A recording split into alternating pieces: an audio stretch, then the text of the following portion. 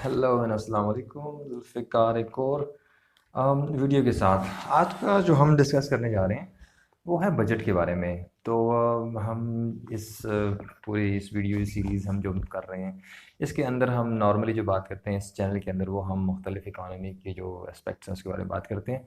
आजकल जो सबसे हॉट टॉपिक है वो है वो सॉरी बजट का ही है, तो इस वजह से हम इसके बारे में बात करेंगे। अब हम बात करते हैं कि बजट या पाकिस्तान वगैरह इसका जो है ये सिस्टम चलता कैसे है, तो कहाँ से बजट आता है और किस तरह ये यूटिलाइज़ होता है।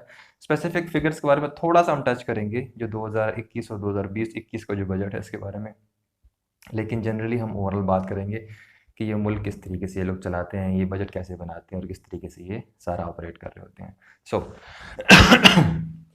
बजट 2020-2021 का सबसे पहले ये देख लें कि जो पाकिस्तान को जो फिस्कल ईयर है या फाइनेंशियल ईयर जिसको कहा जाता है, उसमें जब भी पाकिस्तान बजट बनाएगा तो वो जुलाई 1 से लेके अगले साल की जून 30 तक ये बजट होगा। 2020-21 का मतलब ये है कि 2020 का जो जुलाई है, फर्स्ट जुलाई से 2021 की जून तक ये बजट है। इसके दरमियान में जितना एक्सपेंसेस होंगे ये सारा कुछ ये बजट कवर कर रहा होगा, और इसके दरमियान में जितना रेवेन्यू है, जो पैसे इसने कमाने हैं वो सारा इसके अंदर कवर हो रहा होगा। सबसे पहले आप जनरल थोड़ी थोड़ी अंडरस्टैंडिंग ले चीज़ों की।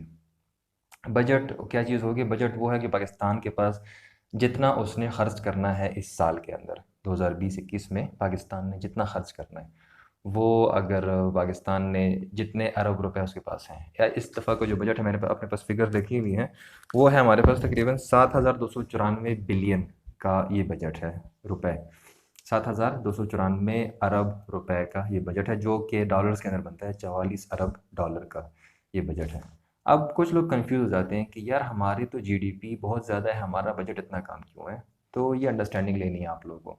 हमारी जीडीपी है ऑलमोस्ट रफली हम 300 बिलियन डॉलर के लगभग जाते हैं, कभी ऊपर कभी नीचे, इससे हम जा रहे हैं 300 बिलियन डॉलर। इसके अंदर जीडीपी का मतलब ये हुआ कि जितने लोग काम कर रहे हैं पाकिस्तान में, एक डॉक्टर भी काम करता है, एक इंडस्ट्री भी काम कर रही होती है, एक ट्रांसपोर्टेशन भी चल रही है।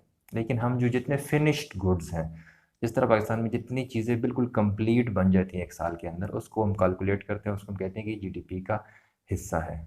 और उसको हम टोटल जब कर लेते हैं तो पाकिस्तान के अंदर टोटल जीडीपी होती है, वो आ जाती है रफली हमारे पास कोई 300 बिलियन डॉलर की। इसकी मिसाल आप एक दुकान से ले लें। मैं दुकान की मिसाल इसलिए दूंगा क्योंकि थोड़ी सी आसान फहम है। दुकान ऐसी है कि आप टोटल दुकान का जो आप देखते हैं कि आप उसमें काम कर रहे होते हैं। हम समझते हैं कि हम सारे पाकिस्तानी एक दुकान में फॉर एग्जांपल काम कर रहे होते हैं, ठीक है।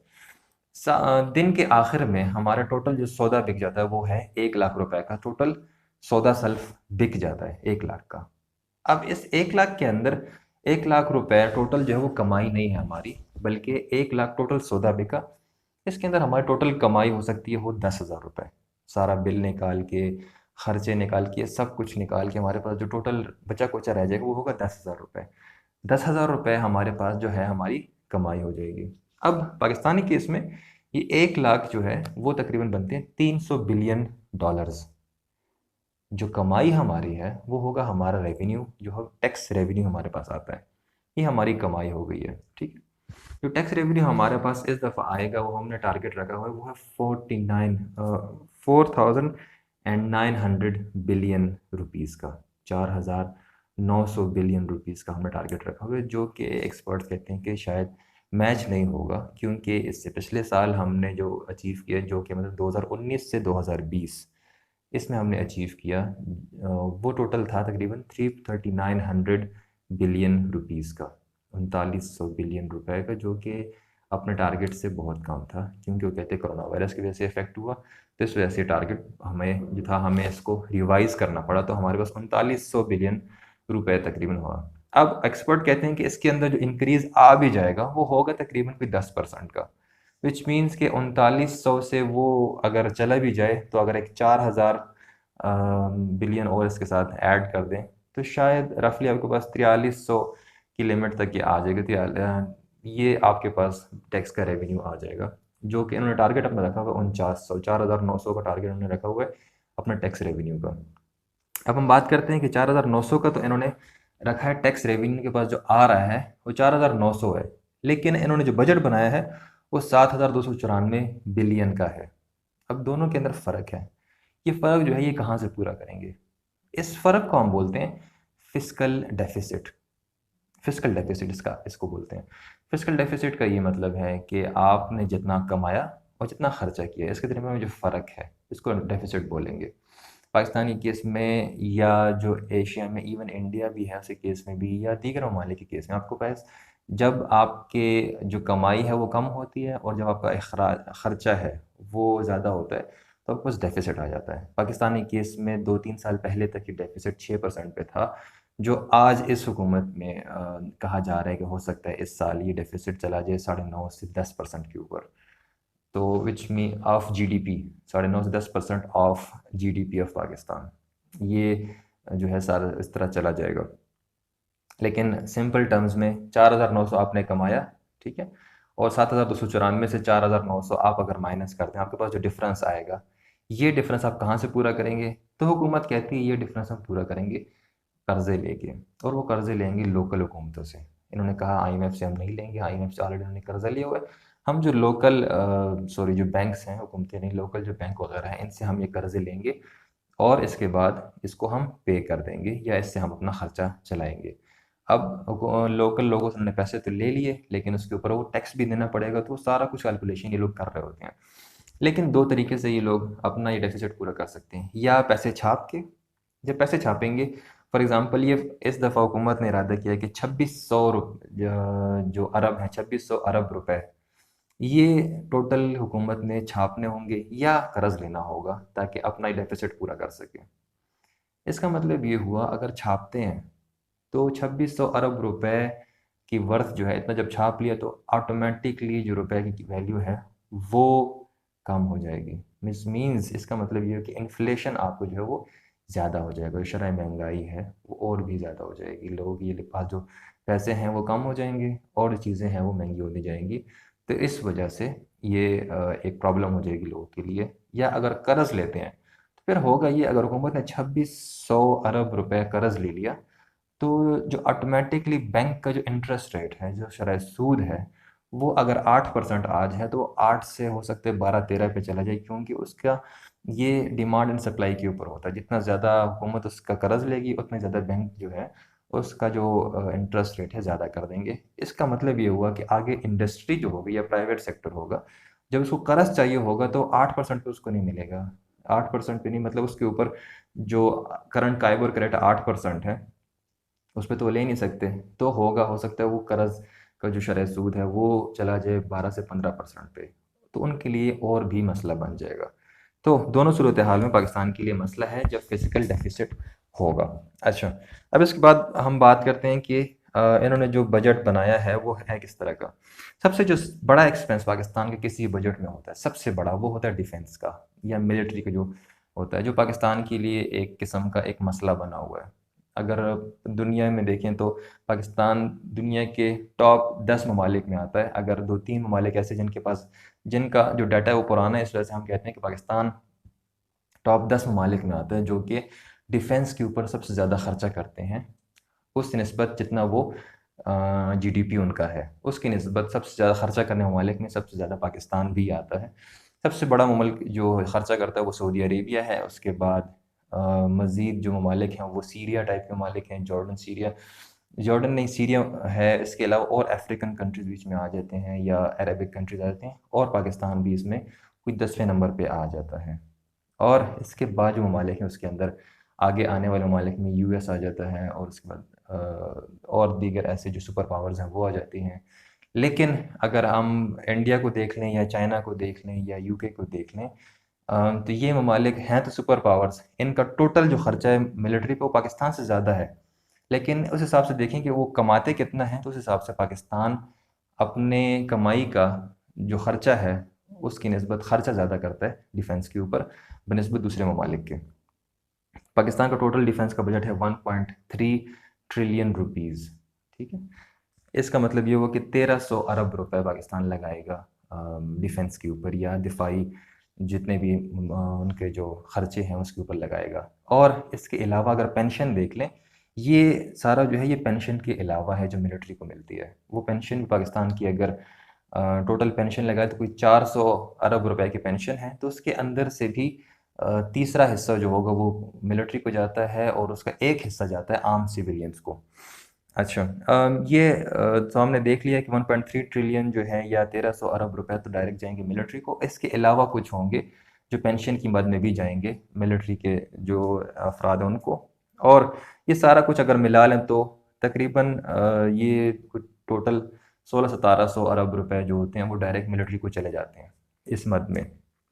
अब और चीज़ों के लिए कितना बच जाता है, हम देखते हैं कि सूबों को जो मिलते हैं इसके अंदर, जो पाकिस्तान का टोटल जो कमाई करते हैं इसमें सूबों को कितना देता है ये 57% जो होता है, 57% हुकूमत कहती है कि 57% टोटल बजट का ये लोग देंगे, जितना वो कमाते हैं उसका देंगे ये सूबाई हुकूमतों को 57%। ठीक है, ये इसको कहा जाता है NFC अवार्ड, जो स्कीम शुरू की थी बैक इन 1970 जुल्फ़िकार अली भुट्टो ने। उसने शुरू की एक NFC अवार्ड की स्कीम, जिसके तहत जो सूबाई हुकूमतें हैं उनको ये लोग अपना जितना कमाएंगे उसमें से कुछ हिस्सा देंगे। जब हिस्सा देंगे तो सूबे अपनी मर्ज़ी से वो चीज़ें या वो ख़र्चा करेंगे अपने हुकूमत के अंदर।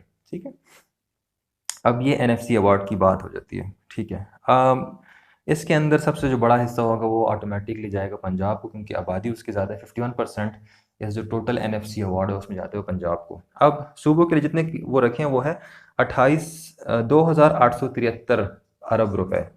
एक तरफ अगर आप कंपेयर करें मिलिट्री को जाते हैं कोई 1300 अरब रुपए डायरेक्ट और इसके अलावा पेंशन्स, और इस तरफ जाते हैं टोटल 2800 अरब रुपए, वो जाते हैं 2873 अरब रुपए जाते हैं, वो सूबों को चले जाते हैं। ठीक है, और वो सूबों में फिर तकसीम हो जाते हैं। अच्छा, इसके अलावा फिर जो मेजर इनका खर्चा आ जाता है वो थोड़ा थोड़ा खर्चा वो है एक कोविड-19 के लिए, जो कोविड आया हुआ है, वबा आई हुई है, उसके लिए उन्होंने रखा हुआ है 70 बिलियन रुपए, 70 अरब रुपए उन्होंने रखे हुए हैं इसके लिए, कोविड के लिए। 20 अरब रुपए जाएंगे साइंस एंड टेक्नोलॉजी को। तो आप इम्पोर्टेंस देख सकते हैं कि कितना हुकूमत इंपॉर्टेंस दे रही है साइंस को या टेक्नोलॉजी को। टोटल 20 अरब रुपए टोटल। और 5 अरब रुपए जो फेडरल एजुकेशन है, सूबाई हुकूमतें अपना बजट बनाएंगी, इसलिए 5 अरब रुपए जो जाएगा वो होगा फेडरल लेवल पे जो एजुकेशन को जाएगा, वो इसको वो टोटल होगा। इन्फ्लेशन का टारगेट, अब थोड़ा सा हम अगर देख लेते हैं इसको, इन्फ्लेशन जो शरह महंगाई होगी, अम, उसका टारगेट उन्होंने रखा है 6.5% का। 6.5% का हिसाब लगाएं तो हम अंदाज़ा लगा रहे हैं कि जो जो साल गुजरा 2019-2020 का, इसके अंदर जो इन्फ्लेशन का रेट था वो शायद 10-12 से ऊपर ही था। 10 से 12 की रेंज में ये था इन्फ्लेशन का रेट। लेकिन अगर उस हिसाब से हम देखें कि इन्होंने टारगेट जो रखा है वो है 6.5% का। 6.5% अगर हो तो बहुत अच्छा है, लेकिन हमने जो पहले बात की कि अगर कर्ज़े इन्होंने लेने हैं तो इस वजह से टोटल जो इसका इम्पैक्ट आएगा इकॉनमी वो नेगेटिव ही आएगा, और इस वजह से अंदाज़ा ये है ये 6.5 पर नहीं जाएगा इन्फ्लेशन, बल्कि ये इन्फ्लेशन ऑटोमेटिकली 10 से 12% पे दोबारा जाएगी। इसका मतलब है कि चीज़ें जो आज अगर 1000 की हैं तो उसके साथ ऑटोमेटिकली आप 100 रुपये या 120 रुपये का एक जमा कर लें तो ये इतनी महंगी मज़ीद हो जाएंगी ये चीज़ें। तो अगर इसके अंदर थोड़ा सा जो एक बात थी जिसके ऊपर लोगों का एतराज़ था इस बजट में, वो ये था कि लोग जो काम करने वाले हैं, जो मुलाजिमीन हैं हुकूमत के, उनकी तनख्वाहें ज़्यादा नहीं हुई। तो अगर 10% इन्फ्लेशन होता है और तनख्वाह ज़्यादा नहीं होती, इसका मतलब ये हुआ कि वो बंदा जिसकी तनख्वाह में इजाफ़ा नहीं हुआ और ऊपर से जो शरह महंगाई है पिछले साल वो 10% थी, तो उसके पास जो तनख्वाह थी, अगर 30,000 वो कमा रहा था तो ऑटोमेटिकली वो अब 30,000 से 30,000 रुपये की चीज़ें नहीं लेगा, बल्कि उससे कम चीज़ें उसको मिलेंगी, क्योंकि चीज़ें 10% महंगी हो चुकी हैं। और इस जो आने वाला साल है इसके गुजरने तक जब उसकी तनख्वाह ज़्यादा नहीं होगी तो मज़ीद भी अगर 10% इसके अंदर चीज़ें महंगी हो जाती हैं तो इस तनख्वाह का जो इम्पेक्ट उस पे आएगा वो ये होगा कि 20% चीज़ें महंगी हो जाएंगी और उसकी तनख्वाह वही रहेगी। और इस वजह से लोग ये एतराज़ करते हैं कि जो तनख्वाह है, तनख्वाह नहीं ज़्यादा हुई तो इस वजह से जो मुलाज़िमीन हैं, काम करने वाले, उनको ये इम्पेक्ट आएगा। हाँ, बिज़नेस पे आएगा, लेकिन बिज़नेस ये है कि साथ-साथ जब चीज़ें महंगी होती हैं तो बिज़नेस उस चीज़ों को महंगा भी कर देता है, तो इस वजह से बिज़नेस में इतना इम्पैक्ट नहीं आता। लेकिन जो सरकारी मुलाज़िमीन हैं उनकी तनख्वाह पे ये इम्पैक्ट लाज़मी आएगा। सो आई होप थोड़ा सा आपको पता लग गया होगा कि ये क्या है। इसमें हमने जो टोटल बात की वो हमने बात की ये है कि टैक्स कहाँ से कमाती है। टैक्स हमने बात नहीं की। टैक्स कमाने का क्या सॉरी होता है, टैक्स ये कमाते हैं इनकम टैक्स से, सेल्स टैक्स, एक्साइज ड्यूटी, ये सारा कुछ होता है। इसके ज़रिए हुकूमत मेन ये पैसे कमा रही होती है। इसके अंदर सूबों को अपना टारगेट दिया जाता है, उन्होंने इनके लिए जो है टैक्स रेवेन्यू जनरेट करना होता है, और हुकूमत अपना टैक्स रेवेन्यू जनरेट करती है सेल्स टैक्स के थ्रू या एक्साइज ड्यूटी के थ्रू या इनकम टैक्स के थ्रू। हुकूमत भी अपना टैक्स जनरेट करती है, और ये सारा कुछ मिला के जो हमारे पास 2019-20 का साल है जिसमें हम अभी चल रहे हैं, तो इस साल के अंदर टोटल 3900 अरब का जो इन्होंने कहा था, इन्होंने टोटल इतना कमाया। अगले साल ये कह रहे हैं कि 4900 अरब ये कमाएंगे, जिसका कोई तरीका नहीं है लेकिन ये लोग कह रहे हैं। और इसकी वजह से एक जो इसके लिए इन्होंने तरीका किया वो ये है कि शायद पेट्रोल ये और भी महंगा कर दें, 73% इंक्रीज़ करेंगे ये पेट्रोल की प्रोडक्ट्स के अंदर, विच मीन्स इसका डायरेक्ट इम्पैक्ट जाएगा लोगों के ऊपर, क्योंकि इनके पास इसके अलावा कोई तरीका नहीं है इसको इन चीज़ों को ज़्यादा करने के, इस रेवेन्यू को ज़्यादा करने का। एक तरफ हुकूमत ने बजट बनाना है, उसके लिए उनके पास जो पैसे आ सकते हैं वो 4,900 रुपये हैं, 4,900 बिलियन रुपए हैं। इसके बरक्स उन्होंने जो बजट बनाया वो है 7,294 बिलियन रुपए का। दरमियान में जो फ़र्क है उसके लिए ये लोग कुछ पैसे छापेंगे या इसको हुकूमत या बैंकों से ले लेंगे। ये पैसे जब ये जिस तरीके से बिकेंगे, छापेंगे तो इन्फ्लेशन आएगी, अगर नहीं छापेंगे तो इसके ऊपर इंटरेस्ट देना होगा और ऑटोमेटिकली इसका इम्पैक्ट नेगेटिव आएगा प्राइवेट सेक्टर के ऊपर, और फिर भी इन्फ्लेशन के ऊपर ही आएगा इम्पैक्ट। सो ओवरऑल हमने बात कर ली इस पूरे बजट की। आई होप थोड़ा सा आपको अंडरस्टैंडिंग हुई होगी कि ये सारा कुछ किस तरह काम करता है, और इसकी बेस पे अगर आपके कुछ सवालात हैं तो आप पूछ सकते हैं।